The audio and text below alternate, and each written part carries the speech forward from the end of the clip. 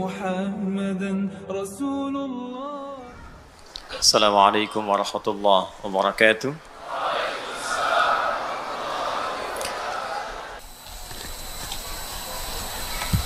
Hari ini kita akan lanjutkan pada pembahasan ayat yang terakhir, yaitu pada firman Allah Subhanahu wa taala, siratal ladzina an'amta 'alaihim ghairil maghdubi 'alaihim waladdallin.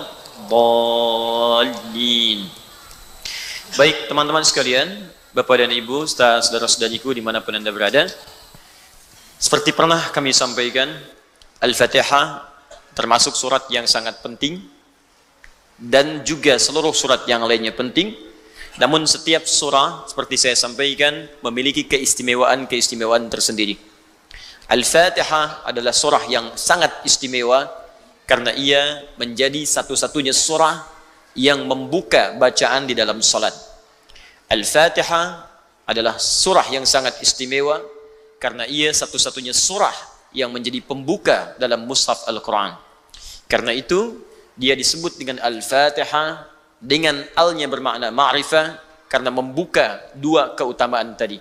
Tidak ada yang paling utama dalam ibadah kecuali salat, itu yang paling nomor satunya, dasar dari semua ibadah, dan tidak ada yang disebut nilai-nilai kebaikannya tertinggi kecuali mendekat kepada Al-Quran. Itu yang disebutkan oleh Nabi SAW dalam sabdanya, khairukum man ta'allama al-Qur'ana wa 'allama. Yang terbaik di antara kalian adalah orang yang mau belajar Al-Quran lalu mengamalkannya. Baik itu salat yang menjadi amalan pertama yang akan dihisab di hari kiamat. Inna awwalu ma yuhasabu bihil abdi yawmal qiyamati as-salat. Inna awwala ma yuhasabu bihil abdu yawmal qiyamati as-salat. Sungguh amal pertama yang akan dihisab oleh Allah, kata Nabi, di hari kiamat adalah salatnya.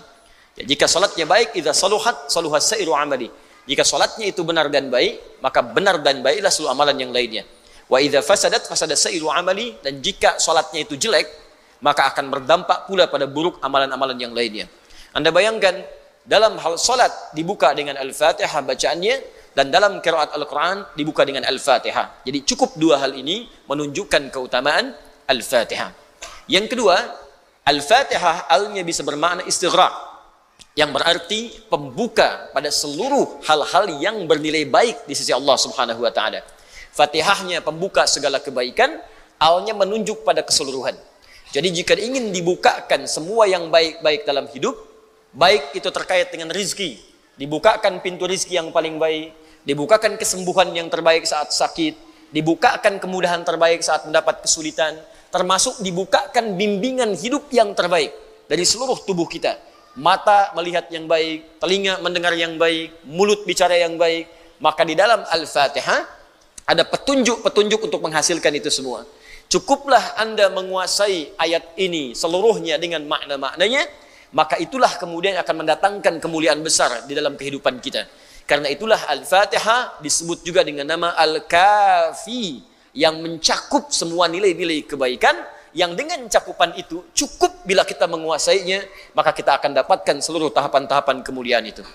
Saya sudah terangkan dari awal sampai dengan ayat yang ke-6. Sekarang kita akan sambungkan pada ayat yang ke-7. Sebelum masuk ke ayat yang terakhir ini, saya ingin tegaskan kembali, dalam salah satu hadis qudsi yang pernah kita bahas di pertemuan terakhir, jika seseorang benar membaca Al-Fatihahnya dengan hatinya yang paling dalam, lalu dia amalkan dengan baik, maka kata Allah melalui lisan Nabi SAW di hadis qudsi, perhatikan kalimatnya, hadza baini wa baina abdi. Ini adalah perjanjian antara aku dengan hambaku. Wali abdi masala. Jika hambaku benar sampai bacaan Al-Fatihah di ayat yang terakhir kemarin, iyyaka na'budu wa iyyaka nasta'in. Jika benar bacaannya sampai di situ, kata Allah, masala. Bonus pertama yang diberikan, apapun yang ia minta saat ini, aku akan kabulkan. Ingat itu? Apapun yang ia minta saat ini, aku akan kabulkan. Karena itu, pembuka perintah sholat itu diawali dengan kalimat minta sesuatu. Quran surah kedua Al-Baqarah ayat ke-45. Wasta'inu bis-sabri was-salat. Perhatikan cara menerjemahkannya. Kata Allah, jika Anda punya kesulitan dalam hidup, apapun jenisnya, maka terimalah itu dengan sabar. Lalu mintakan solusinya kepada Allah. Logika sederhananya begini. Kalau bapak ibu ada kesulitan tentang perihal tertentu, maka Anda kan akan mencari pakar untuk menyelesaikannya. Handphone rusak, perginya kan ke tukang handphone kan? Servis di situ. Motor ada masalah, pergi kemudian ke bengkel. Baik, fisik ada masalah, pergi ke dokter. Jelas ya? Sekarang hidup kita punya masalah. Maka yang bisa menyelesaikan semua itu, kita harus datang kepadanya. Siapa itu? Carilah yang tidak punya batas dalam pemberiannya. Bukan cuma sekedar memperbaiki motor Anda dengan kun fayakun dan ditunjukkan kepada bengkel terbaik. Bahkan ia mampu mendatangkan motor yang lebih baru.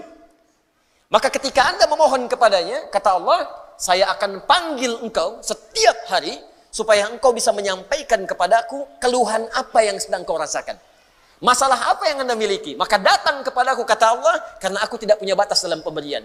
Maka muncullah kalimatnya, wasta'inu bisabri wassalat. Jika engkau punya persoalan dalam hidup, sabar dulu terima. Nanti saat sholat, datang kepadaku, mintakan apa yang ingin kau mohonkan. Karena itu sholat disebut dengan sholat. Di dalam semua kitab fiqih, itu seakar dengan kata ad-du'a. As-salatu fil lughati hiya ad-du'a. Sholat secara bahasa artinya doa. Karena itu semua bacaan sholat dari mulai takbir sampai dengan salam isinya doa semua. Silahkan Anda cek. Ya, saat mulai takbir Allahu Akbar, Allahumma ba'id baini wa baina khatayaya, doa. Anda ruku, subhana rabbiyal azim, doa. I'tidal, sami Allahu liman hamidah dan seterusnya, doa. Sujud, doa.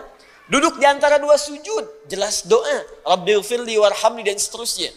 Tahiyat, doa. Bahkan sebelum kita salam, bukankah kita minta 4 permintaan yang paling utama?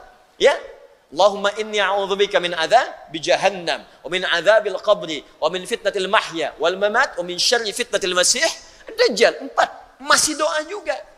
Ditutup dengan salam pun doa. Assalamualaikum warahmatullahi, doa. Mendoakan sekitaran kita, semoga Anda selamat dalam kebaikan, mendapatkan rahmat Allah dan berkahnya. Kanan kiri, semua doa. Dan berita baiknya, saat Anda mulai berdoa dalam keadaan berdiri, kata Allah, kalau benar bacaan Al-Fatihahnya, maka semua yang Anda mintakan di detik itu akan langsung dikabulkan oleh Allah Subhanahu wa taala. Ada yang berkata, masa sih? Akhirnya, masa sih ya Allah? Makanya ketika ada orang yang kemudian menyoal, masa sih? Maka ditanyakan oleh Allah, iman kamu di mana? Katanya yakin dengan saya. Katanya beriman. Iman itu yakin tanpa ragu.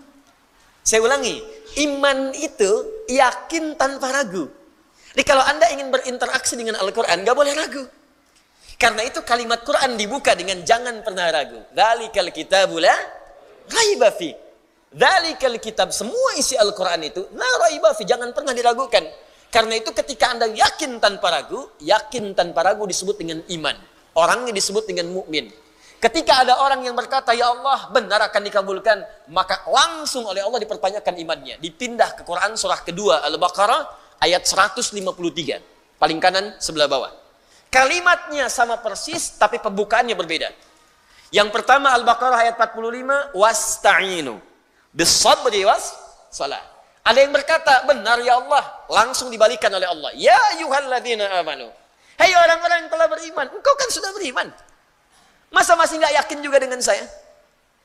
Kamu masih ragu, kata Allah. Di mana iman kamu? Jadi kalau ada ayat dibuka dengan kalimat iman, ya ayyuhalladzina amanu, 68 kali disebutkan dalam Al-Quran. Jika ada ayat dibuka dengan kalimat iman, maka informasi yang disampaikan sekaligus mempertaruhkan keimanan kita di hadapan Allah. Kalimat salat dibuka dengan iman pertamanya. Alladzina yu'minuna bil ghaib wa yuqimunas shalah. Artinya sebelum salat kita yakin dulu ada manfaat dalam salat. Jadi kalau ada orang yang tidak salat dipertanyakan imannya di mana? Sama persis kalau ada orang yang salat dan tidak memohon kepada Allah atau ragu, kata Allah, iman kamu di mana? Ya ayyuhalladzina amanu sta'inu bis sabri wassalat. Karena itu sebelum kita dalami lebih jauh, saya ingin tekankan dulu nih sebelum Isya. Begitu Anda sampai pada kalimat iyyaka na'budu wa iyyaka nasta'in, maka tanamkan keimanan dalam diri kita. Itu poin pertamanya. Yakin pasti Allah kabulkan. Yakin kalau kita minta pasti Allah akan berikan.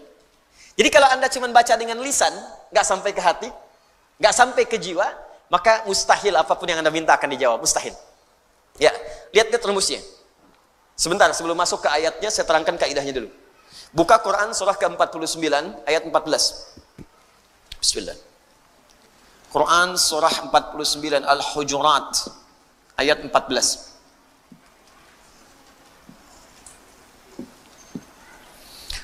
Qalatil a'rabu amanna. Orang Arab Badui berkata, saya beriman, kami beriman ya Rasulullah. Lalu Nabi diam sehingga turun jawaban dari Allah. Qul, katakan Muhammad. Ya, katakan Muhammad, lam tu'minu. Kalian sungguh belum serius imannya. Fokus. Walakin qulu aslamna. Tapi cukup katakan dulu, kami baru masuk Islam.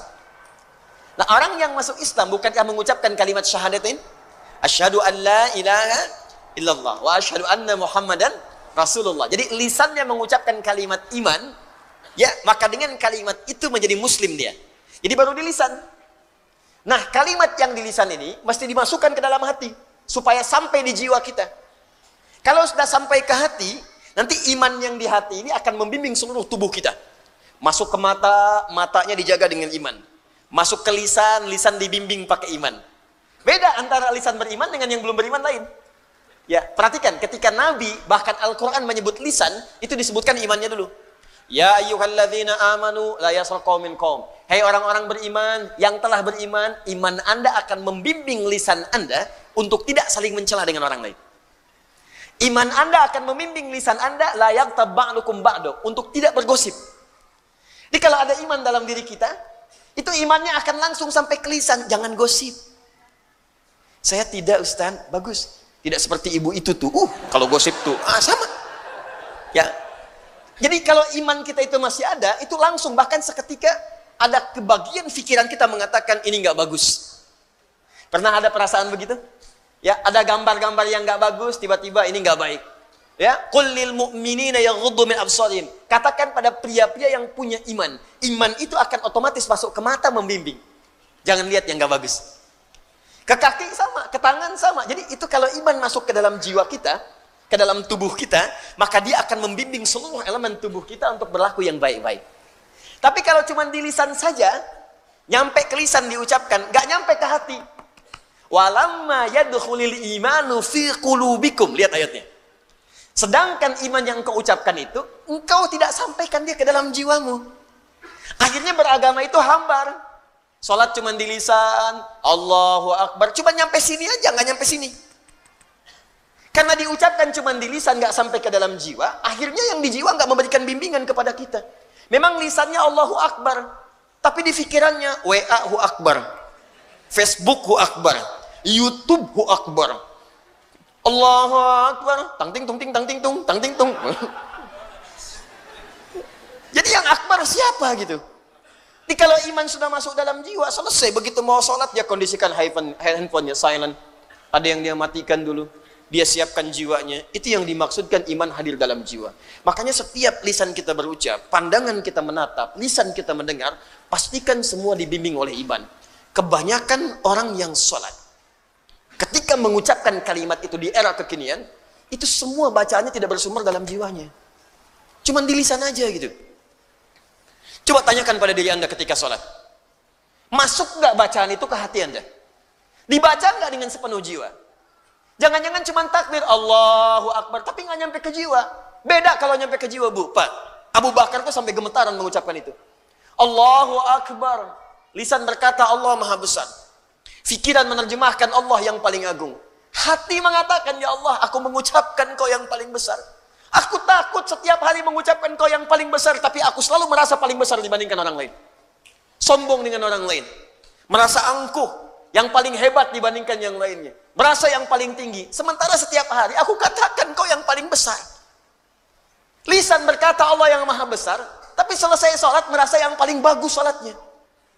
Yang paling hebat dalam keilmuannya. Yang paling tinggi status sosialnya. Katanya Allahu Akbar, tapi setiap hari merasa akbar. Itu kalau benar-benar sholatnya demikian dalam jiwa, itu baru takbir sudah menangis, Pak.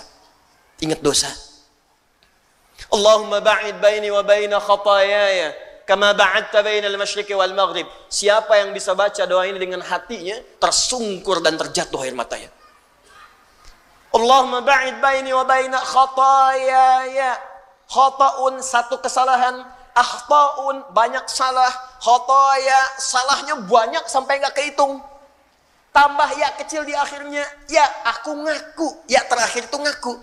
Khataaya ya Allah, aku mengakui dalam sholat ini aku banyak salahnya enggak terhitung. Sedangkan cita-citaku itu ingin ke surga ya Allah. Cita-citaku ingin berjumpa Rasulullah, tapi aku masih banyak salah. Maka mohon ya Allah, jikapun aku wafat dalam sholatku sekarang. Karena di Al-Baqarah 46 itu, siapkan dirimu dalam sholat. Mungkin itu sholat terakhir kamu. Alladzina yadhunnuna annahum mulaqu rabbihim wa annahum ilaihi raji'un. Kata Allah, kalau pengen khusyuk sholatnya, rasakan mungkin saat itu engkau akan kembali menghadap Allah Subhanahu wa taala. Makanya ada riwayat mengatakan, kata Imam, sallu salatan muwadda'. Salatlah engkau seakan-akan salat perpisahan dalam hidupmu. Di begitu Anda mengatakan, ya Allah, kalau aku wafat pun dalam salat ini, mohon jauhkan antara aku dengan kesalahan yang aku telah perbuat dalam hidup, sejauh timur dan barat yang tidak pernah bersatu. Aku tobat ya Allah. Jadi kalau benar-benar bacaan kita dari jiwa kita, dan membaca dari ta'awud sampai bismillah, hamdalah, sampai bahkan iyyaka na'budu wa iyyaka nasta'in, kata Allah, apa yang kamu minta sekarang aku akan kabulkan. Isya ini bacakan dalam hati kita, minta dengan khusyuk, dan ketika sampai pada kalimat iyyaka na'budu wa iyyaka nasta'in, coba rasakan, minta dalam hati kita apa yang paling sulit dalam hidup kita yang ingin dimintakan solusinya kepada Allah. Maka saat Anda mengucapkan ihdinas siratal mustaqim, seperti saya jelaskan maknanya di pertemuan yang lalu, maka sertakanlah dalam jiwa kita semua kesulitan itu untuk dimintakan solusinya oleh Allah. Pertanyaannya, jika Anda mampu mendapatkan itu semua, seperti apa pemberian Allah yang akan dianugerahkan kepada kita? Itulah jawabannya di ayat yang ke-7 yang akan kita bahas setelah menunaikan salat Isya berjamaah. Tapi praktekkan dulu apa yang kita sampaikan dalam salat Isya. Semoga Allah mengabulkan insyaallah. Ya. Subhanakallahumma bihamdika asyhadu an la ilaha illa anta astaghfiruka wa atubu ilaik. Assalamualaikum warahmatullahi wabarakatuh. Bismillah. Assalamualaikum warahmatullahi wabarakatuh. Alhamdulillah. Wassalatu wassalamu ala Rasulillah wa ala alihi wa sahbihi wa man walah wa ba'du. Saudara-saudariku, kita telah menunaikan salat Isya berjamaah beserta amal dan sunnahnya. Semoga salat kita diterima oleh Allah Subhanahu wa taala. Alhamdulillah, kita lanjutkan kembali dan terhubung bersama kita ada saudara-saudari kita dari Papua. Saya simak tadi di lewat tayangan di media sosial. Ada yang juga dari Maluku, ada Sulawesi, ada dari Malaysia, juga beberapa wilayah di luar negeri. Kita mendoakan saudara-saudari kita dari sini, semoga Allah memberikan keberkahan pada teman-teman kita semuanya. Baik, jika kita meminta dalam Al-Fatihah langsung tawaran dari Allah, silahkan minta apapun sepanjang itu baik untuk dunia dan akhirat, dan itu engkau butuhkan, pasti Allah kabulkan. Jadi ingat, itu dua ya aspeknya. Jadi kalau minta itu yang akan dikabulkan oleh Allah, aspeknya dua. Satu, kebutuhan, bukan keinginan. Ingat ya, saya ulang, kebutuhan bukan keinginan. Kadang-kadang kita meminta, menginginkan sesuatu, Allah menjawab apa yang kita butuhkan, bukan apa yang kita inginkan. Nah, dalam hal ini kadang-kadang terjadi tiga hal. Pertama, jika memang apa yang kita minta itu kita butuhkan, maka seketika akan dikabulkan. Yang kedua, boleh jadi yang kita inginkan itu memang kita butuhkan, tapi bukan saat ini. Nanti mungkin 3 tahun lagi, nanti 2 tahun lagi, nanti setahun lagi. Maka boleh jadi permintaan saat ini ditunda oleh Allah, jawabannya bukan tidak dijawab, tapi dikabulkan saat kita sanggup kemudian menjalani apa yang kita mintakan itu. Ini biasa Pak, jangankan kita, para nabi pun begitu. Ya, Nabi Muhammad SAW minta kepada Allah supaya kiblat dialihkan dari Masjid Al-Aqsa ke Ka'bah Al-Musharrafah di Makkah Al-Mukarramah. Apakah seketika saat meminta langsung dikabulkan? Tidak. Ada proses 2 tahun lebih sampai hampir 3 tahun. Baru turun Quran surah kedua ayat 144 itu. Bahkan bahasanya dalam Al-Quran, Qad nara taqalluba wajhika fis sama. Kami selalu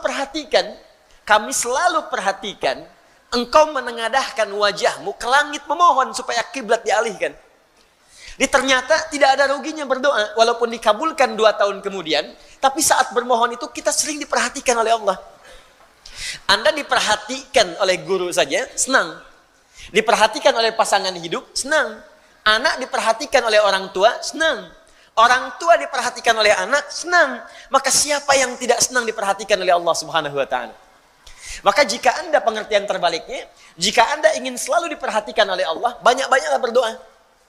Wa qala rabbukum ud'uni astajib lakum. Ya, Rabbu berfirman, minta padaku, aku akan jawab. Tapi kalimatnya menggunakan astajib, bukan ujib. Ya, ista tolabus syai, bisa berarti jaraknya seketika, bisa berarti masih ada jarak ke depan. Jelas ya?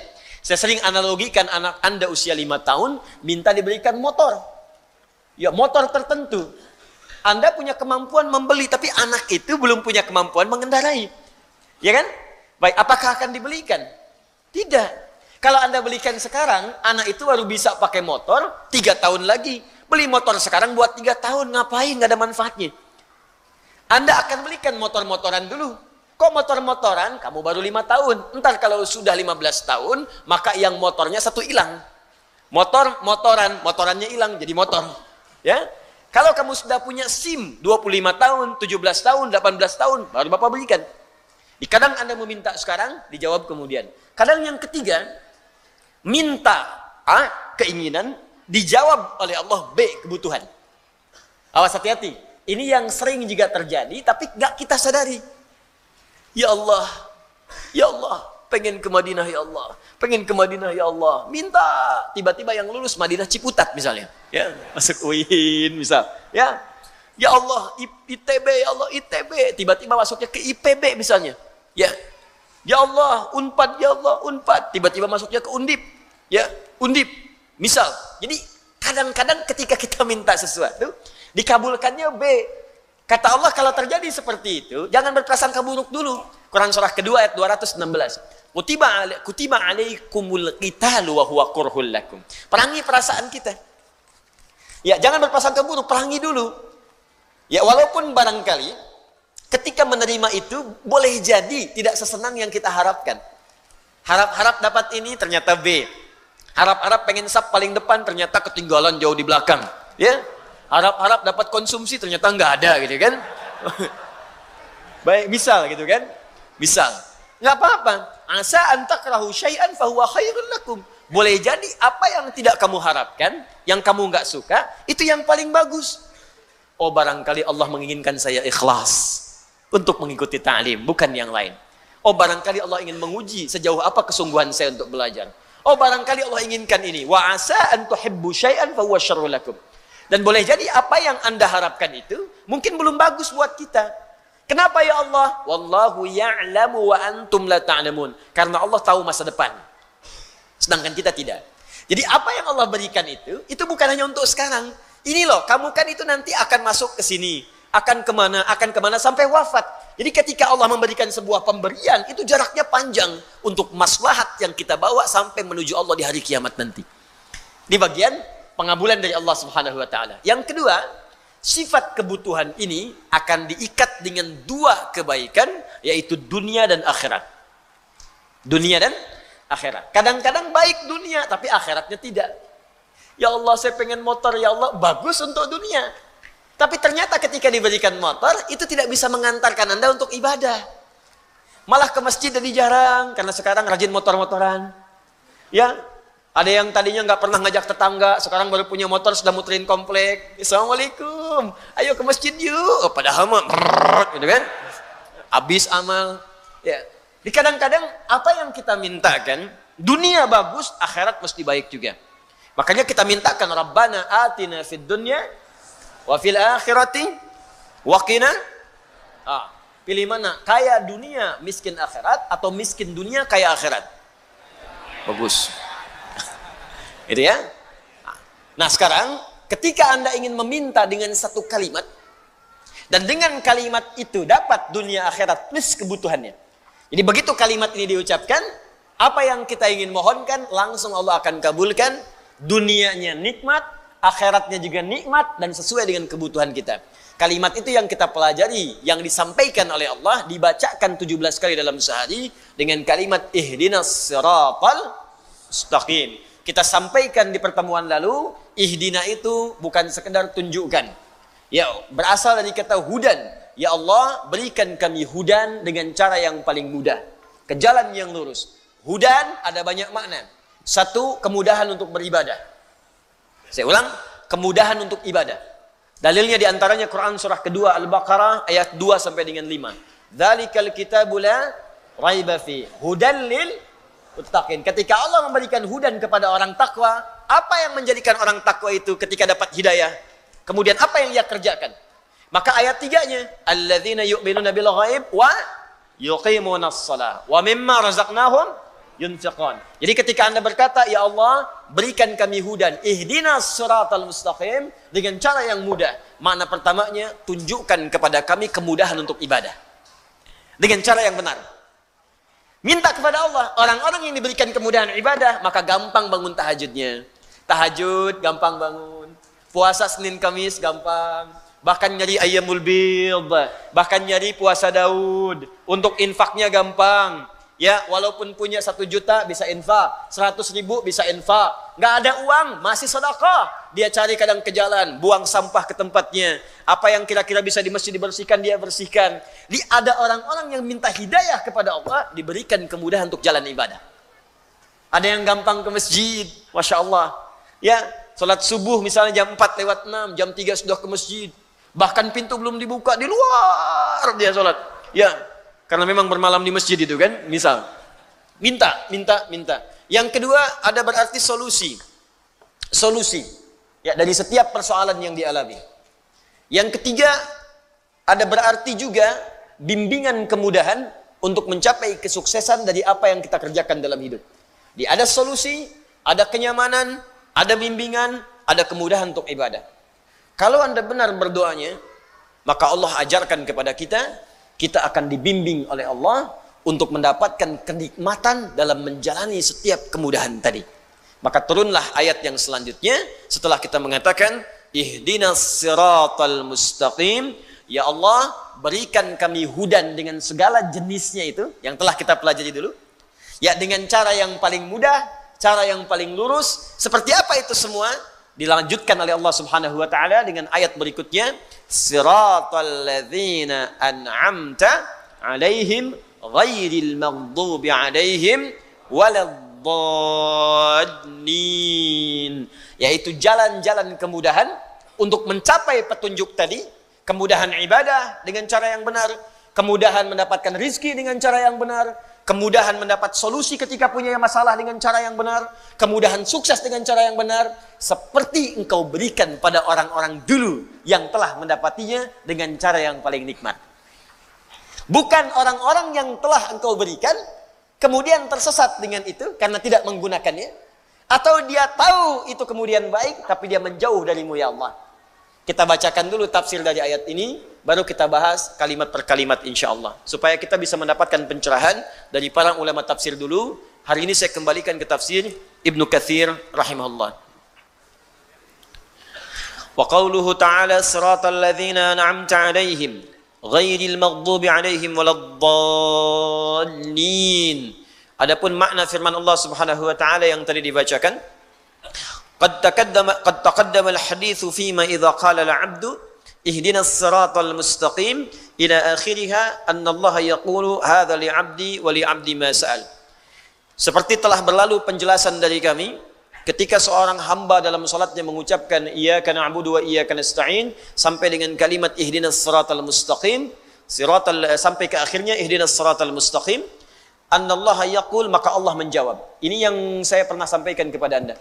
Jadi begitu mengucapkan iyyaka na'budu wa iyyaka nasta'in, kemudian ihdinas siratal mustaqim, maka sampaikan keinginan kita dalam jiwa kita. Apa yang sedang kita rasakan. Ya. Kemudian Imam Ibnu Katsir mengatakan, annallaha yaqul, maka Allah akan menjawab, hadza li'abdi wa li'abdi ma sa'al. Ini perjanjian aku dengan hambaku, maka apapun yang hambaku mintakan, aku akan berikan. Wa qauluhu ta'ala, setelah kita menyampaikan apa yang kita mohonkan itu, lalu Allah Subhanahu wa taala berfirman, "Shiratal ladzina an'amta 'alaihim, shiratal ladzina an'amta 'alaihim mufassirun lis-shiratil mustaqim." Ini adalah penjelasan dari kalimat sebelumnya, shiratal mustaqim. Bismillah. Jadi ada ayat yang ke-6 yang kita bacakan, ihdinas siratal mustaqim. Saya tulis sebentar. Saya agak pelankan sedikit supaya mudah dipahami.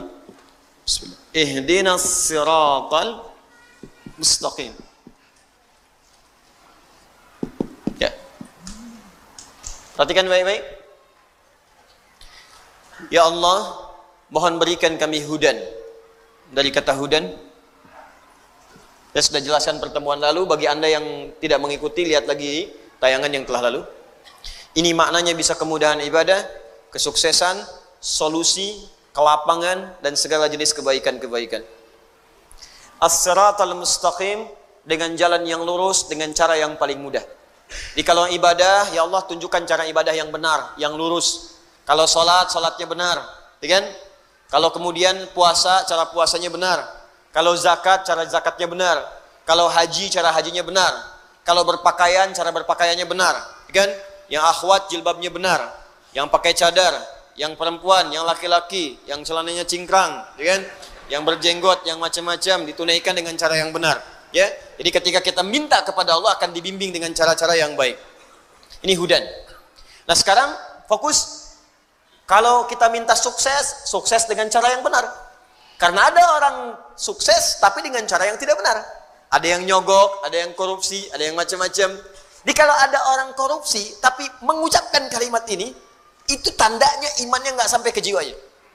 Dia aneh, ihdinas siratal mustaqim. Ya Allah, tunjukkan kami cara sukses yang benar dengan jalan yang lurus. Habis itu nyogok. Habis itu korupsi. Habis itu nipu. Berarti ada yang salah dalam sholatnya. Ada yang tidak tepat.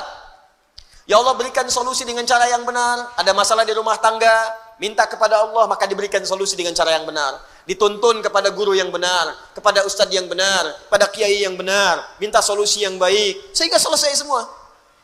Nah, yang paling indah, ketika Anda mendapatkan jalan yang benar itu, apa yang dimaksud dengan jalan yang benar? Anda bertanya lagi.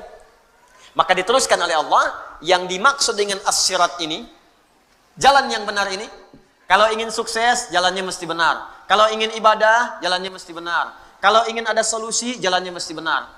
Yang dimaksud jalan yang lurus dan benar itu, turunlah kalimat selanjutnya. Siratal ladzina an'amta 'alaihim.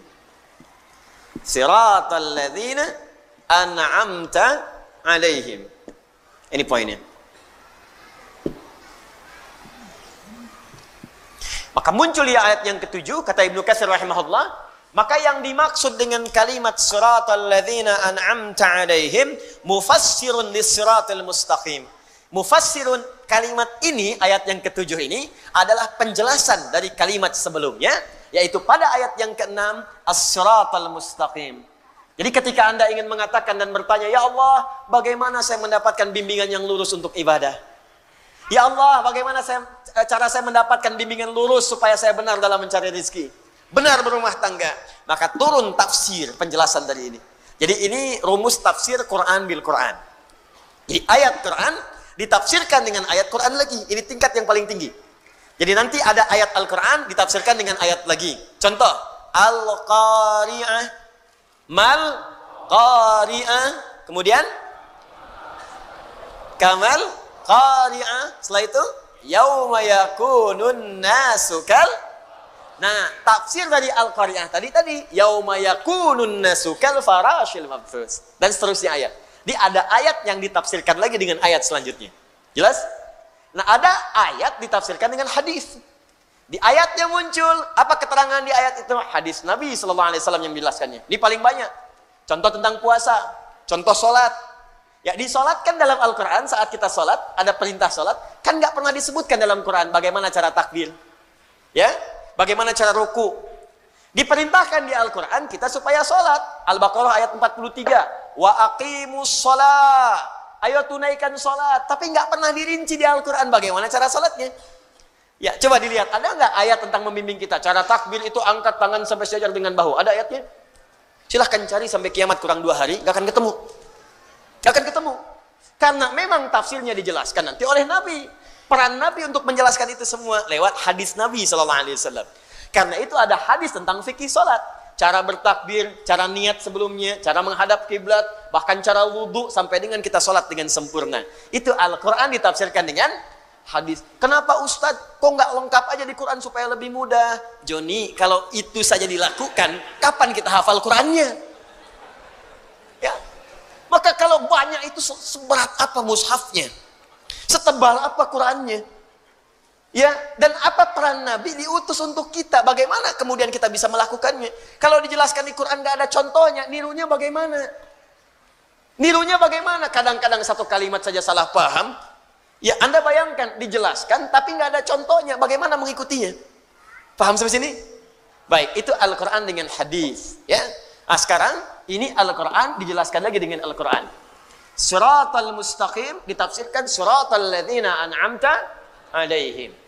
Nanti sebentar saya teruskan dulu baca kitabnya baru kemudian kita jelaskan maknanya. Wa huwa badalun minhu 'indan nuhah wa yajuzu an yakuna atfa bayanin wallahu a'lam. Jadi ini dalam ilmu nahwu di kaidah bahasa Arab ini bisa disebut badal atau atfu bayan. Saya jelaskan kaidah dulu bahasa Arabnya, ini bisa disebut badal atau atfu bayan. Badal artinya keterangan yang menggantikan, menjelaskan secara menyeluruh. Itu badal. Ya, misal yang dimaksud as-sirat ini keterangan menyeluruhnya adalah ini maksudnya. Jelas? Atau atfu bayan, diikutkan pada ataf itu mengikutkan pada kalimat sebelumnya. Jadi hukum menafsirkan ayat ini ikutkan pada kalimat sebelumnya, jangan tafsirkan sendiri. Jadi kalau Anda ingin menafsirkan ayat yang ini, ya kata Ibnu Katsir rahimahullah, maka menafsirkan ayat ini atfun ikutkan pada kalimat sebelumnya. Lihat dulu. Karena itu di ilmu tafsir ada rumus namanya 2L 1S. Ya, 2L 1S. Ya. Ini ada L, ada S, ada S. L-nya disebut dengan 2L, maaf, L, L, S. Double L, S. L yang pertama disebut dengan lihaq. Sudah? Maaf, 1L, 2S. Siyak dan sibak. Lihaq. Kedua siyak. Ketiga sibak. Saya ulang. L, S, S. 1L, 2S. L-nya lihaq. Lihaq itu yang di depannya, yang setelahnya. Misal, Anda ingin menafsirkan ihdinas siratal mustaqim. Apa yang dimaksud ihdinas siratal mustaqim? Maka lihat ayat setelahnya. Jelas? Baik. Sibak. Sibak itu ayat yang sebelumnya. Saya ingin tafsirkan siratal ladzina an'amta alaihim. Maka lihat ayat sebelumnya. Siyak. Siyak itu ayat yang sedang kita bahas. Misal, ihdinas siratal mustaqim. Ketika kita ingin menggali makna ayat ini ayat yang sedang kita bahas namanya siyak. Kaitan dengan ayat sebelumnya disebut sibak. Kaitan dengan ayat setelahnya disebut dengan lihaq. Secara singkat, kalau ingin menafsirkan Al-Quran, jangan sembarangan baca satu ayat, langsung Anda pahami maknanya. Tidak. Anda harus memahami dulu kaitan dengan ayat sebelumnya. Al-Baqarah ayat 7. Ingin Anda pahami maknanya. Lihat kaitannya dengan ayat ke-6, ke-5, ke-4, ke-3, ke-2, ke-1 sampai Al-Fatihah. Lihat kaitan dengan setelahnya, ayat 8, 9 sampai dengan An-Nas. Itu baru kita akan menemukan penafsiran yang sempurna. Paham? Baik. Jadi ketika Anda ingin menafsirkan yang ini, atfun. Ini diikutkan kepada kalimat sebelumnya, bayanun, statusnya menjelaskan kalimat yang ini. Di secara singkat, paling gampang, ini ayat menjelaskan ayat sebelumnya. Itu maksudnya. Kalau panjang-panjang kemana, itu maksudnya. Ya. Saya kenapa bahas ilmu nahwu dulu, kaidahnya, supaya kita nanti kalau menemukan yang seperti ini, bisa memahaminya dengan baik. Ya, belajar 25 tahun kalau nggak dibahas kan sayang gitu. Baik. Sekarang kita tafsirkan per kalimatnya. Walladzina an'ama Allahu 'alaihim wal madhkuruna fi suratin Nisa. Haitsu qala ta'ala, "Wa may yuti'illaha wa rasulahu fa ulaika ma'al ladzina an'ama Allahu 'alaihim minan nabiyyin was-siddiqin wasyuhada'i was-salihin wa hasuna ulaika rafiqa." Sekarang fokus baik-baik. Lihat sini. Saya akan mulai jelaskan tafsirnya dan di sini kita akan mulai serius memahami maknanya. Ya Allah, kami ingin mendapatkan kemudahan dalam ibadah, kemudahan dalam mendapat rezeki, kemudahan mengatasi persoalan, maka bagaimana cara kami mendapatkannya? Maka Allah turunkan ayat siratal ladzina an'amta 'alaihim. Kalau kalian ingin mendapati itu semua, maka mohonkanlah kepada Allah semua jenis kemudahan yang telah Allah berikan kepada orang-orang sebelum kalian. Yang mendapatkan kemudahan itu begitu nikmat. Kalau terjemah biasa, ya Allah, berikanlah kepada kami jalan yang paling nikmat seperti Engkau telah berikan kepada orang-orang sebelum kami. Jadi kalau Anda ingin ibadah, dibimbing oleh Allah dan nikmat ibadahnya. Ada orang memang benar ke masjid, tapi ibadahnya belum nikmat.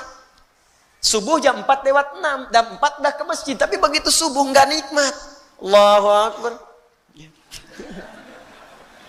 Ada yang puasa, ikut puasa sunnah, mulai puasa sunnah, cuman belum nikmat. Ya, sahur bareng-bareng. Akhi, hari ini buka jam berapa? Masya Allah, baru sahur dan hanya buka. Ada yang baca Quran cuman belum nikmat, baca aja. Ya. Ada yang baca satu ayat nikmat gitu. Yasin, buka tafsirnya. Satu ayat tapi nikmat gitu, Pak. Ya. Ada kan Yasin wal Qur'anil hakim innaka laminal mursalin. Memang lancar, khatam, tapi kenikmatannya enggak kerasa. Ada yang Al-Kahfi, alhamdulillahilladzi anzala, baca satu ayat nikmat. Ada yang 10 menit dah selesai Al-Kahfi. 110 ayat. Ya. Tapi kenikmatannya nggak ada. Ada yang cuma satu ayat tuh nikmat banget. Nun. Ya. Tafsirnya. Masya Allah. Satu ayat. Jadi ada orang-orang yang mendapatkan itu begitu nikmat.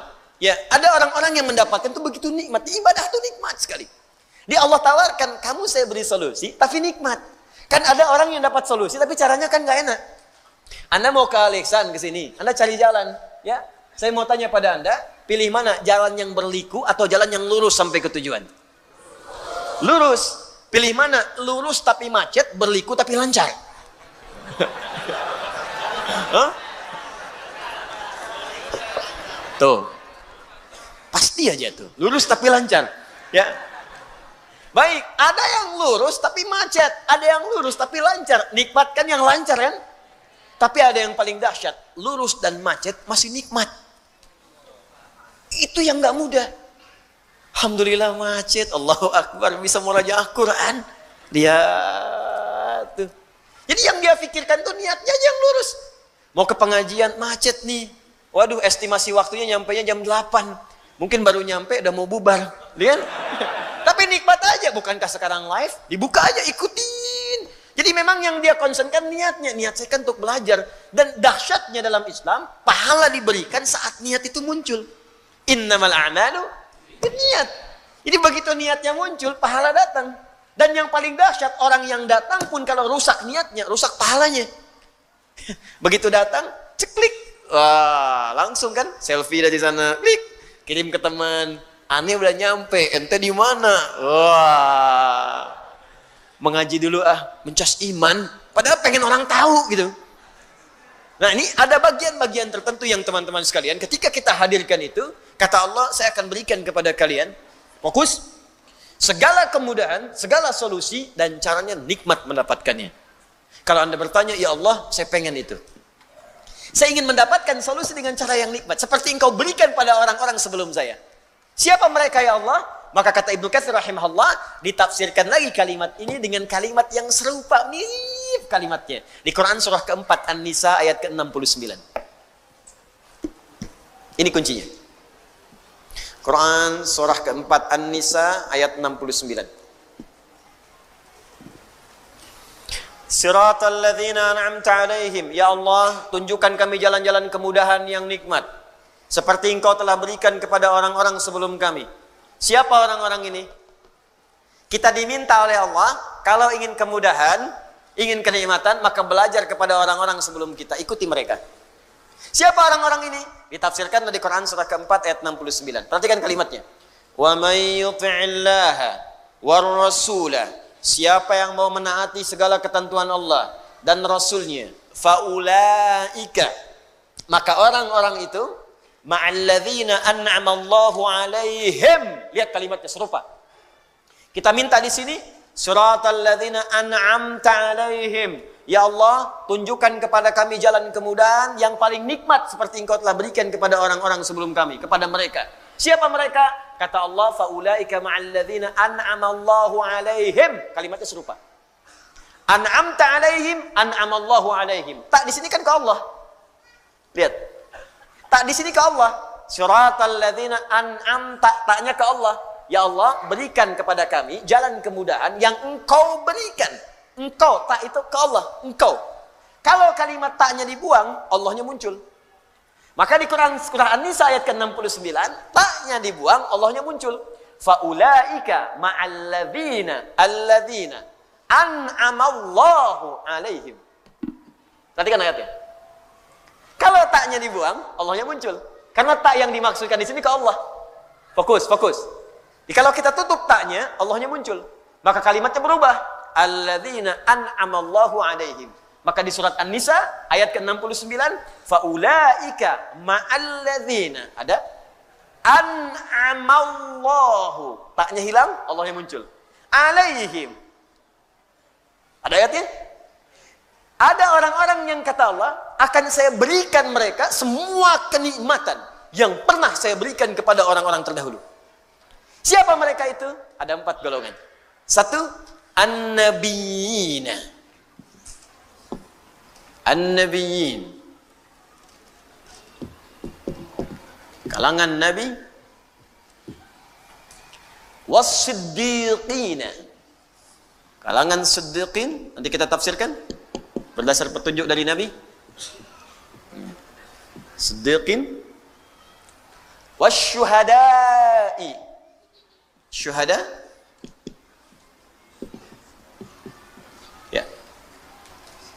Terakhir, was-salihin, as-salihin. Salihin. Wa hasuna ulaika rafiqa. Kalau Anda mampu mengikuti mereka dengan baik, rafiq itu teman. Teman yang mengikuti. Misal gini, antum bangun, bangun. Ya, bangun aja. Hadap ke sana. Ya. Nah. Saya di depan nih. Ya. Ini ketika saya jalan, namanya siapa? Ya, Iswan, baik. Rizwan. Mas Rizwan mengikuti saya, nempel, ikut begini. Di begitu saya jalan, nggak ada yang begini mas, adanya gini, jalan. Nah, oke, jalan. Begitu saya jalan, ini ikut, nempel. Maka orang Arab mengatakan hadza rafiqi. Ini teman saya yang nempel ngikutin. Rafiq, orang yang selalu nempel ngikutin. Jelas? Nah, wa hasuna ulaika rafiqa. Lihat ujung ayatnya. Jika Anda, lihat cara menerjemahkannya, jika Anda mampu menempel 4 golongan ini, bagaimana mereka menjalani kehidupan, maka itulah sebaik-baiknya hal yang kita dapatkan dalam hidup. Ya, silakan duduk. Wahasuna, dan yang paling baik adalah ulaika rafiqa, mereka itu kita ikuti dalam kehidupan. Jadi kalau Anda ingin hidupnya mudah, rumah tangganya enak, dapat rezeki yang nyaman, masalah cepat selesai, ibadahnya nikmat, maka kata Allah, ikutilah kemudian golongan di 4 orang gini, 4 golongan ini. Jelas? Kalau Anda ikuti cara hidup yang 4 golongan ini, maka Allah jamin Anda akan diberikan oleh Allah segala kenikmatan yang pernah dirasakan oleh golongan-golongan ini. Paham sampai sini? Baik, yuk kita mulai bahasannya. Awas, ini baru mukadimah yang kedua nih. Ya. Inti tafsirnya kan belum, inti tafsirnya. Saya belum jelaskan per kata. Bismillah. Ini butuh perjuangan nih. Dan nerangkan sendiri, nulis sendiri, ngapus sendiri, luar biasa. Jamaah pengen langsung aja dikabul masuk surga. Masya Allah, luar biasa. Alhamdulillah. Ampuni dosa-dosa kami ya Allah. Lihat sini. Baik, fokus. Jika kita ingin mendapatkan kemudahan dalam hidup, kenyamanan, kenikmatan, maka kunci yang pertama kata Allah, fokus baik-baik, perhatikan, ikutilah, temani, dempetin Ya, oleh kita sandingkan kehidupan kita itu dengan golongan-golongan yang paling utama. Wa hasuna ulaika rafiqa. Dan mereka itu sebaik-baiknya model kehidupan yang harus kita ikuti sampai dempet nih. Ikuti dengan dekat sekali pola kehidupan mereka. Siapa mereka ini? Mereka itu adalah orang-orang yang selalu taat kepada Allah dan Rasul. Taat. Makanya ayatnya dibuka dengan kalimat Quran surah keempat ayat 69, wa may yuti'illaha war rasul. Siapa yang mau menaati Allah dan Rasul, taati, taati, taati, taati. Ikuti. Nah, model kehidupan yang taat kepada Allah itu disebutkan oleh Al-Quran ada 4 golongan utama. 1, para nabi. Semua nabi. Lihat sini, fokus. Saya pernah jelaskan ini, ada Al-Anbiya, ada Nabiyin, itu beda. Surah ke-21 namanya apa? Al-Anbiya. 22? Al-Hajj. 23? Gini lah, 114? An-Nas, Masya Allah. Gampang, cepet ya. 21 Al-Anbiya. Ya, Al-Anbiya. Awas, penting menghafal nama-nama surat Al-Quran untuk memudahkan hafalannya. Ya, kami buka karantina, alhamdulillah nih, golongan angkatan kedua itu ada yang hafal 15 hari 30 juz. Ya, saya bahagia sekali. Ada yang 15 hari, ada yang mungkin hari ini selesai itu. Hari ini selesai insya Allah. Ada yang 18 hari, ada targetnya 30 hari, ada 15 hari sudah selesai. Ya, jadi cintai, kenali ayat-ayatnya. Ya, bahkan sekarang orang-orang saja melamar sudah syaratnya Al-Quran tuh. Ya, kamu namanya siapa? Masya Allah, saya Anas Pak. Baca surat An-Nas, baca bagus. Ada siapa yang kedua? Saya Torik Pak. Baca surat At-Torik, baca bagus. Ada yang ketiga siapa? Udah pucat wajahnya. Masya Allah, saya Yusuf Pak.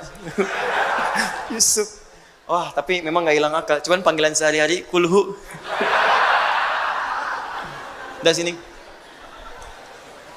Ada Al-Anbiya. Anbiya,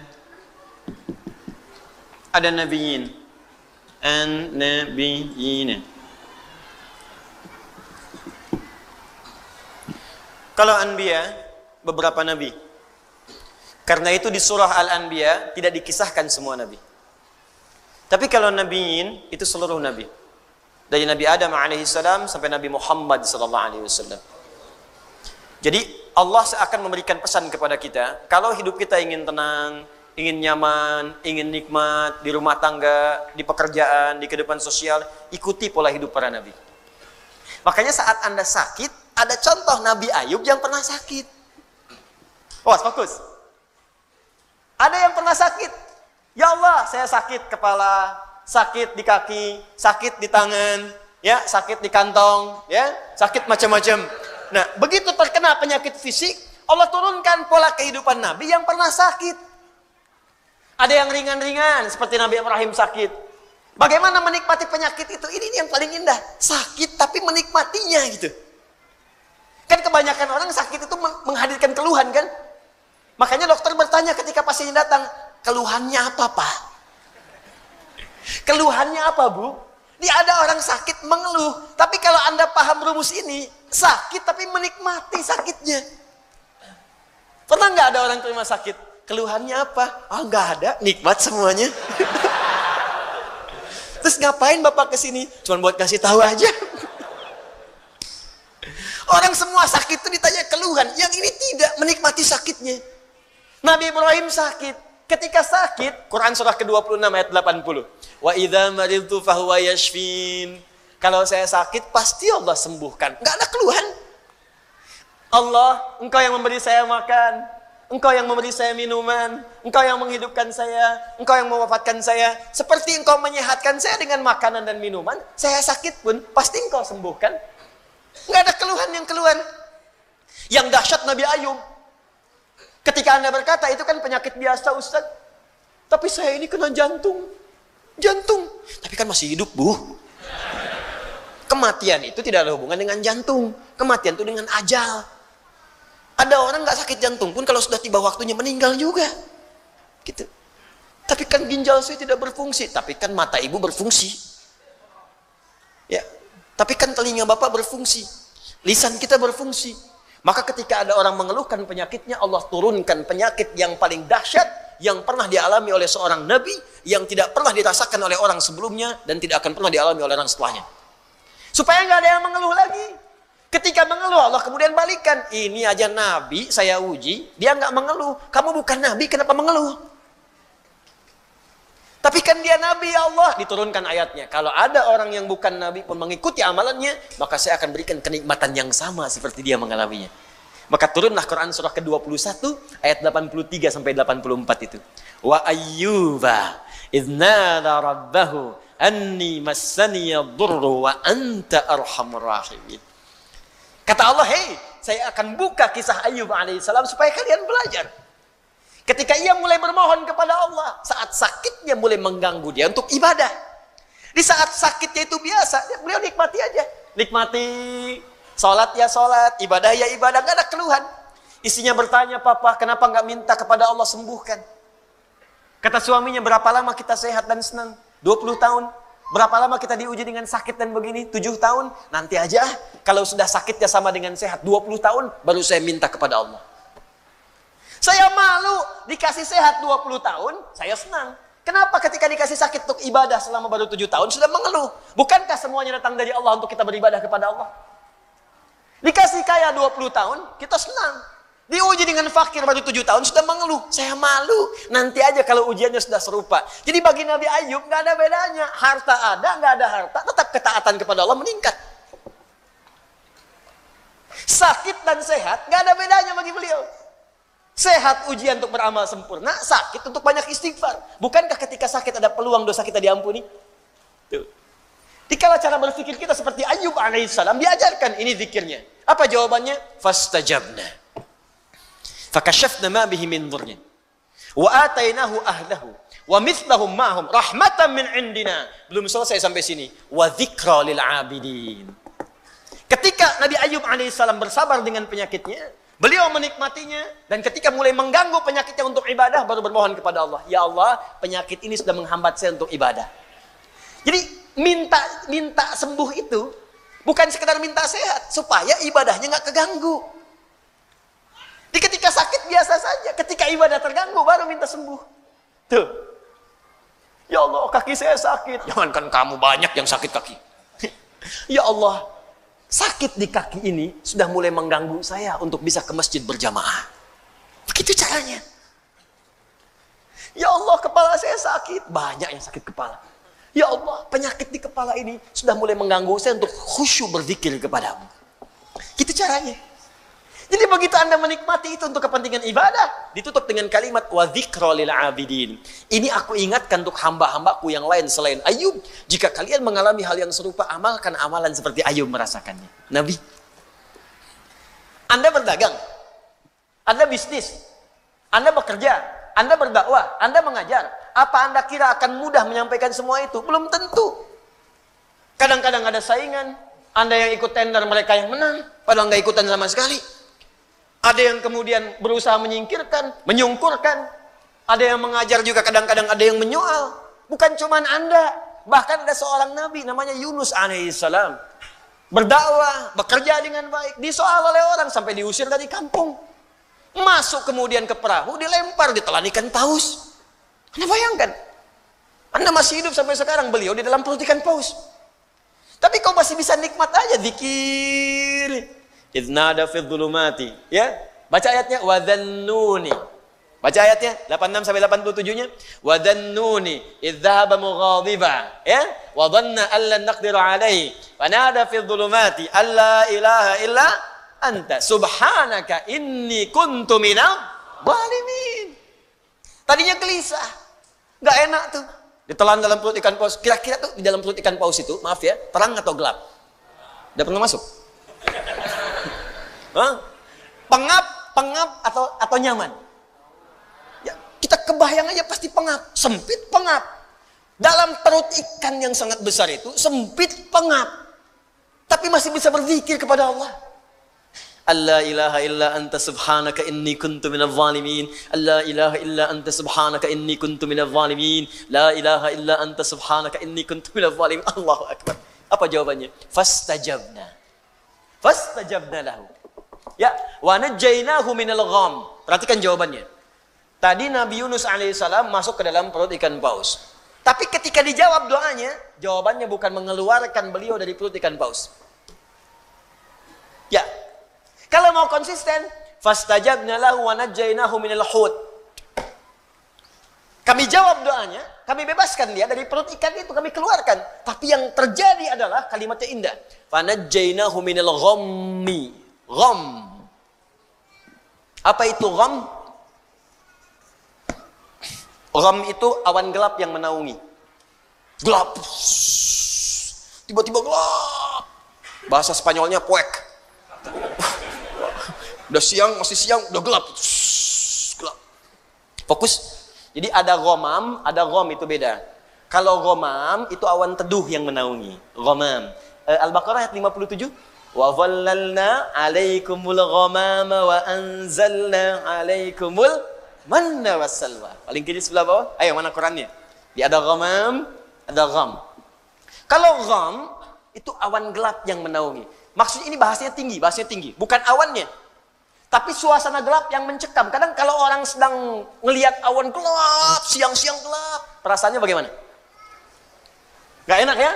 Gak enak, jalan gak enak, perasaan gak enak. Yang dimaksudkan di sini bahasa kiasan.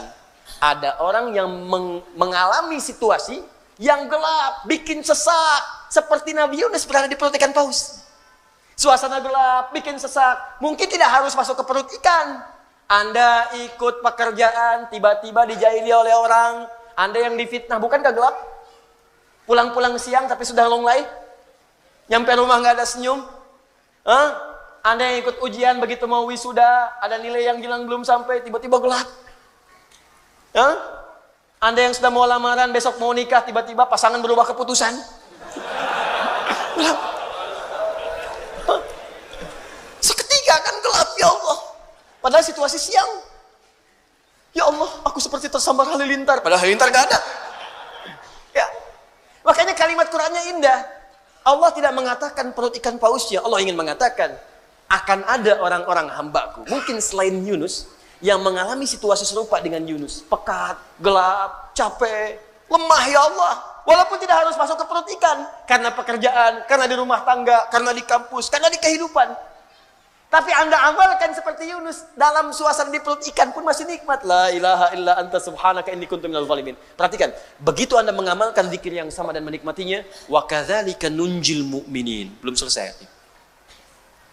Fanajjaynahu minal gham, kami selamatkan Yunus alaihissalam dari gham, perut ikan. Wa kadzalika nunjil mu'minin. Kalau ada orang-orang beriman setelahnya mengalami situasi yang serupa, bahkan masuk ke perut ikan pun dia berzikir, saya selamatkan kata Allah. Atau bukan perut ikan, perut rentenir,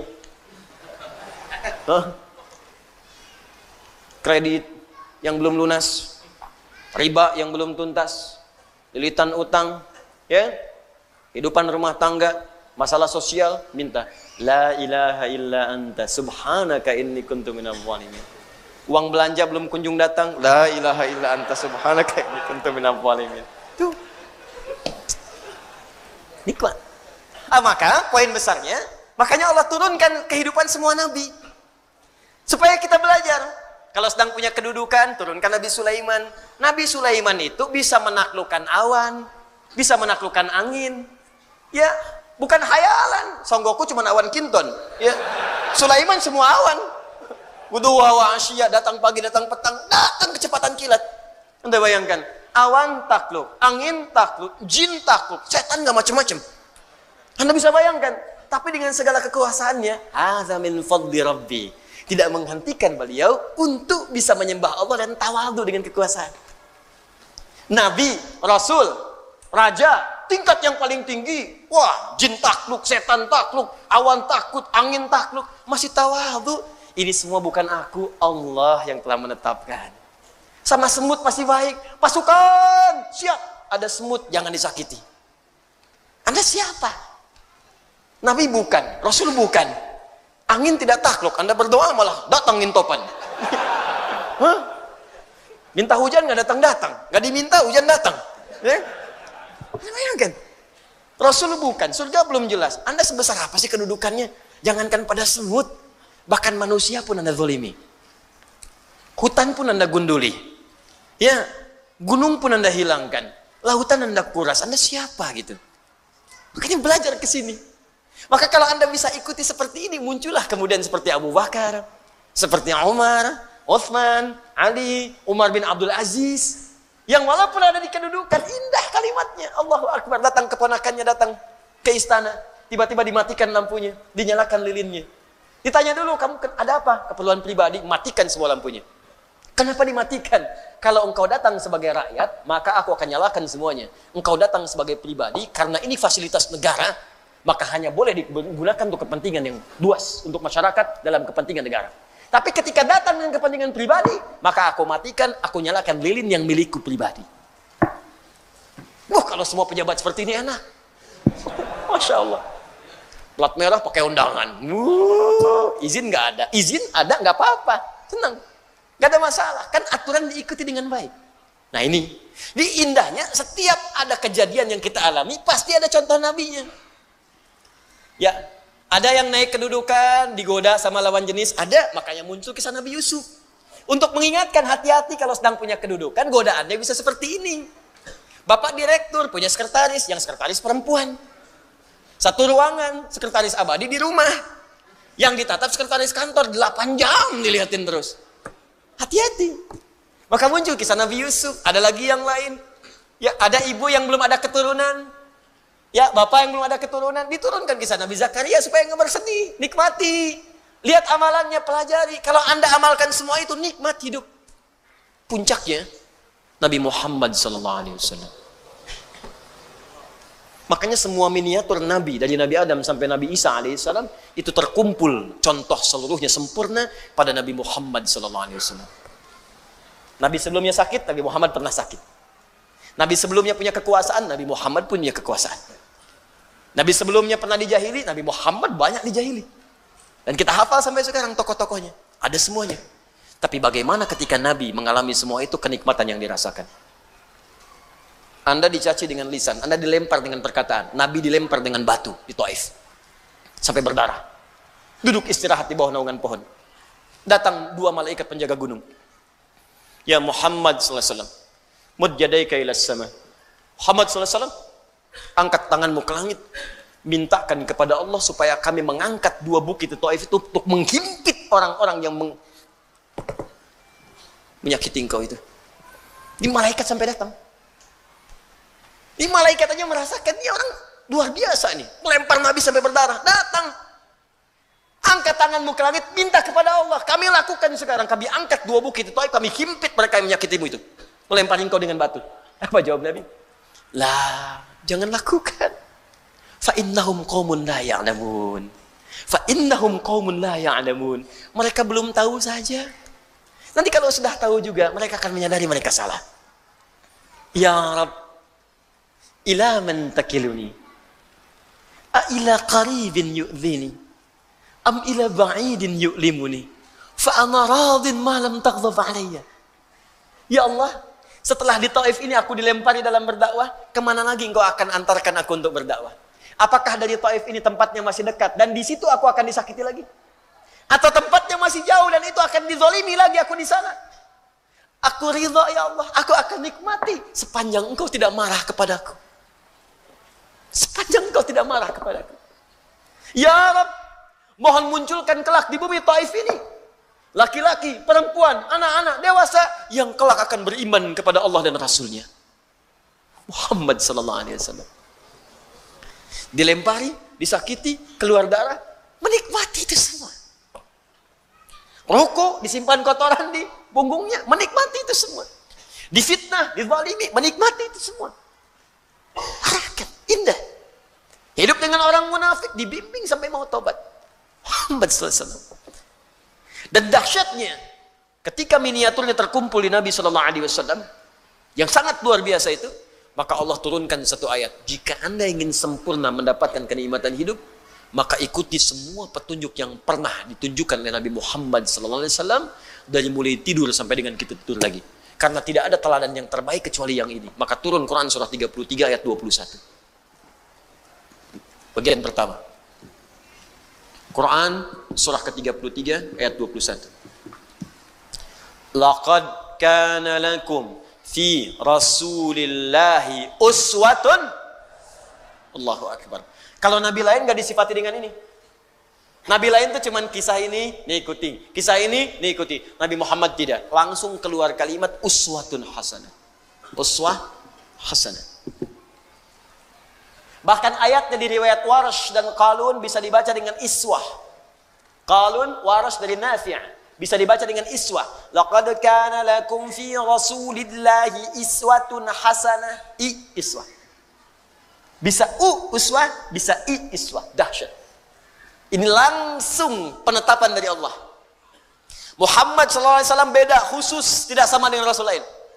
Kata Allah, semua apa yang dikerjakan oleh beliau itu akan jadi teladan dalam kehidupan. Jadi kalau Anda ikuti, langsung seketika Anda akan jadi teladan dalam hidup.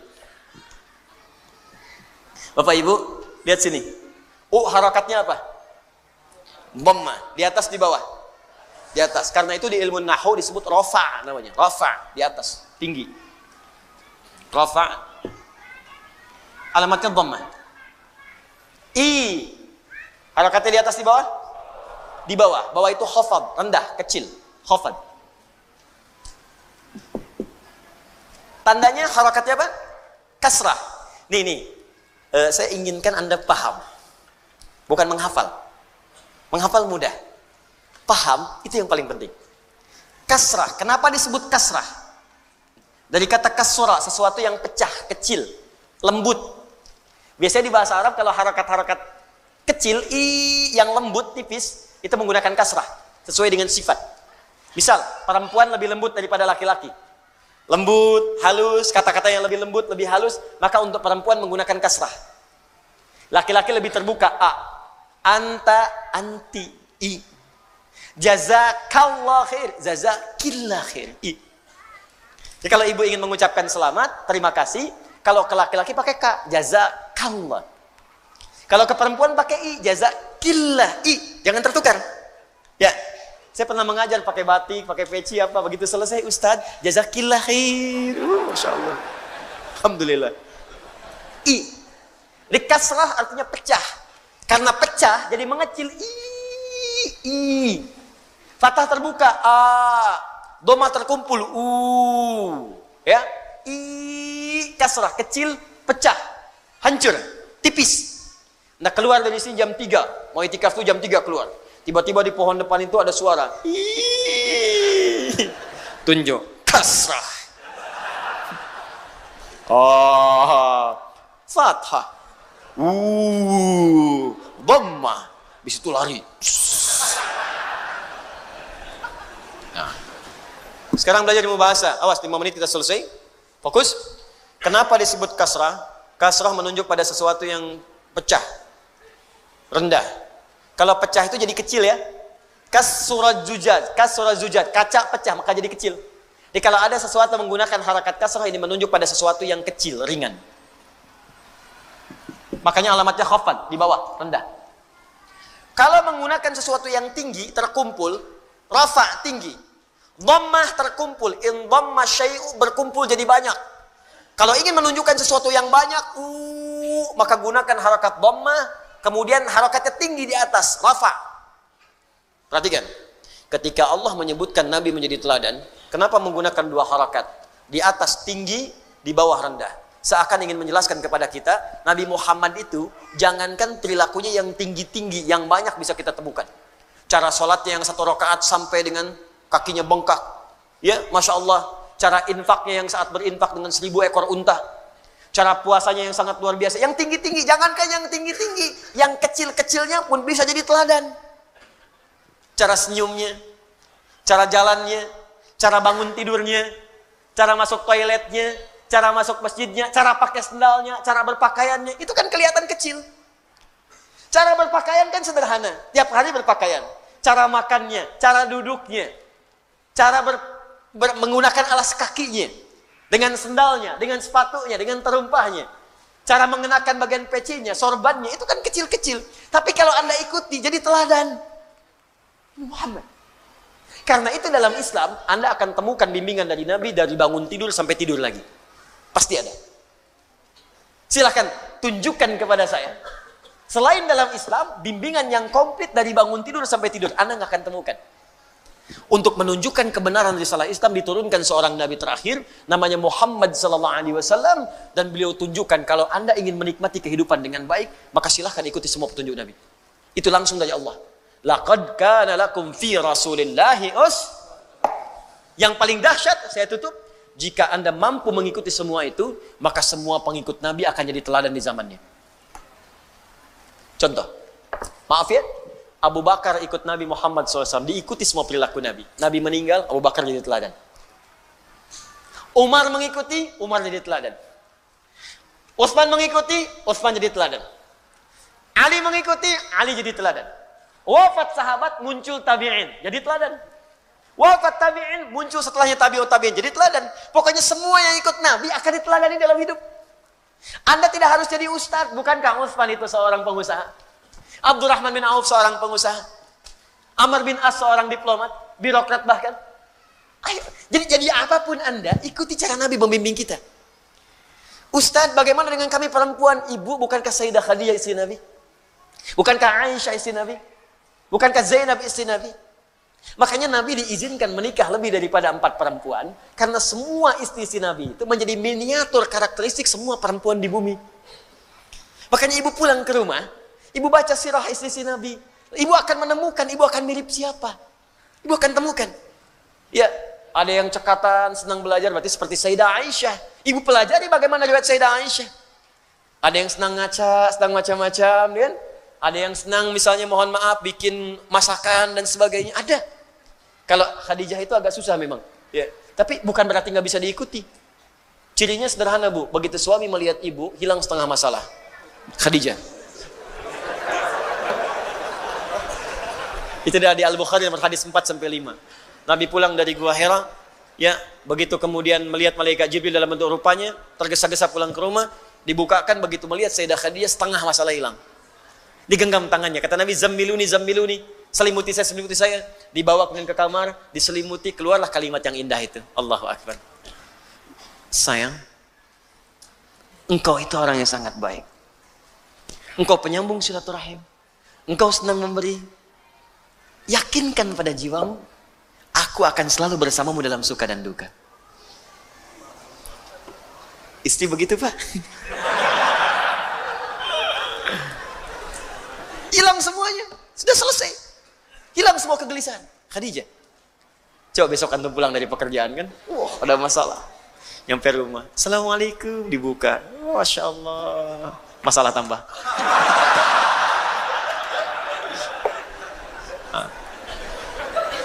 Dah. Bonusnya, saya akhiri, bonusnya orang yang mampu mengikuti Nabi SAW dalam setiap taraf hidupnya bukan hanya akan dijamin tenang hidupnya, tapi orang ini akan langsung mendapatkan cinta Allah Subhanahu wa taala. Itu ada di Quran surah ketiga Ali Imran, saya tutup ayat 31. Qul in kuntum tuhibbunallaha fattabi'uni yuhibbukumullah wa yaghfir lakum dzunubakum. Katakan Muhammad, katakan pada umatmu, jika mereka atau kalian serius mencintai Allah, maka buktikan cinta itu dengan mengikuti semua petunjuk Nabi Muhammad SAW. Mulai sekarang belajar ya Bu ya, Pak. Belajar, yang ringan-ringan dulu. Bangun tidur bagaimana petunjuk dari Nabinya. Mau makan petunjuknya bagaimana. Niatkan untuk mencintai Nabi. Niatkan untuk mengikuti Nabi. Jalan bagaimana Nabi berjalan. Berpakaian seperti apa Nabi berpakaian. Niatkan. Kalau Anda lakukan itu, yuhibbukumullah. Maka bonusnya Allah langsung mencintai kita. Kalau Allah sudah cinta, wa yaghfir lakum dzunubakum, maka dosa-dosa kita akan diampuni oleh Allah Subhanahu wa taala. Nah, tidak cukup dengan amin, kita usaha dulu. Ciri orang yang diampuni dosa, maka akan dijaga semua perbuatan tubuhnya, terhindar dari maksiat. Maka kalau Anda sudah bisa mengikuti Nabi, kata Allah, mata akan dijaga dari maksiat, tangan dijaga dari maksiat, kaki dijaga dari maksiat. Maksiat itu buruk, lawan buruk itu baik. Maksiat itu sumber kegelisahan. Makanya orang yang maksiat itu gelisah. Gelisah lawannya tenang. Karena itu ketika maksiat sudah tidak ada dalam diri kita, orang ini hidupnya akan tenang dan pasti selalu akan ada dalam kebaikan. Itu puncaknya. Nah, Ustadz, saya bukan Nabi, saya bukan Rasul.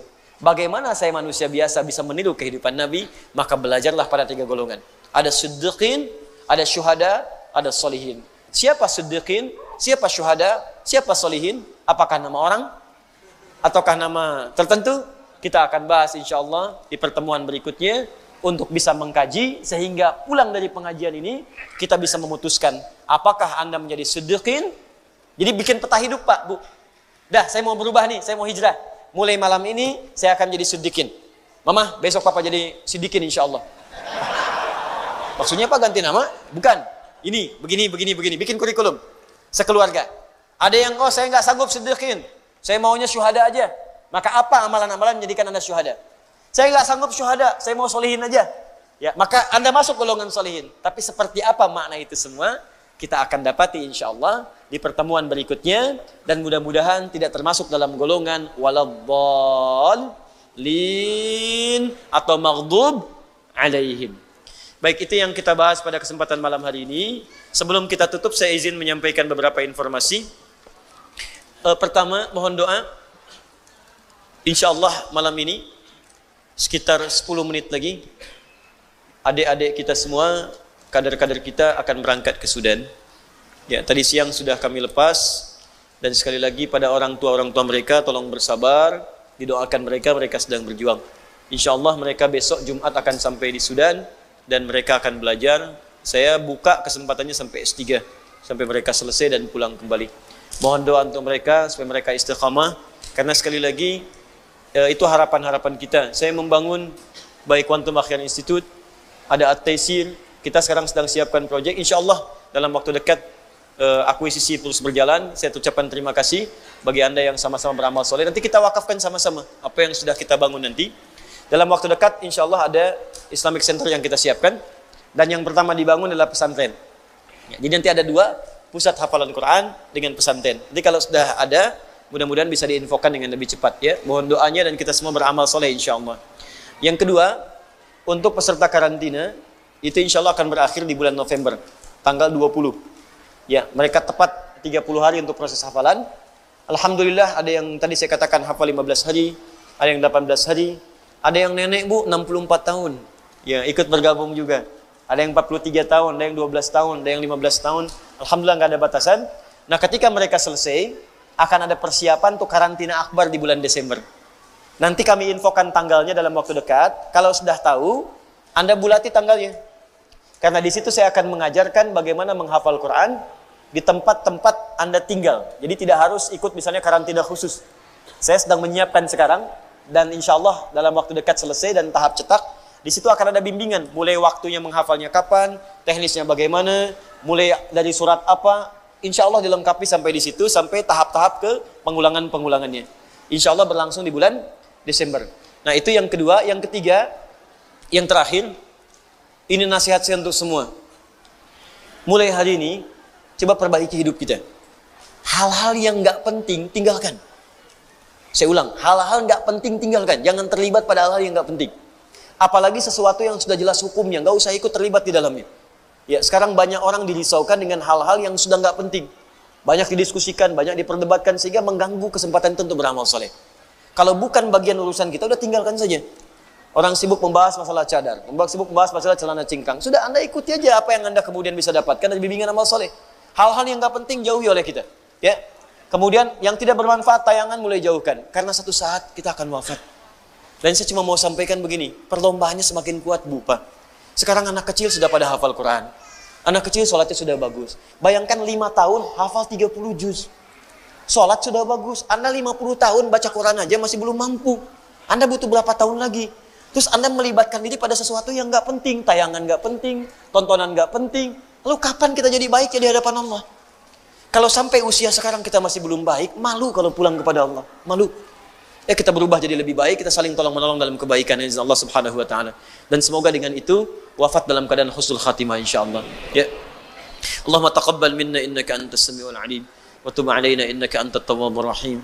اللهم ربنا تقبل منا يا الله كل أعمالنا الصالحة وفقنا فيما تعلمنا به اللهم علمنا ما ينفعنا علمنا ما جهلنا وفقنا لنعمل ما تعلمنا به اللهم ربنا يا الله اجعلنا من أهل القرآن واجعل القرآن صحيبا لنا في الدنيا وشفيعنا لنا في الآخرة يا رب العالمين ربنا آتنا في الدنيا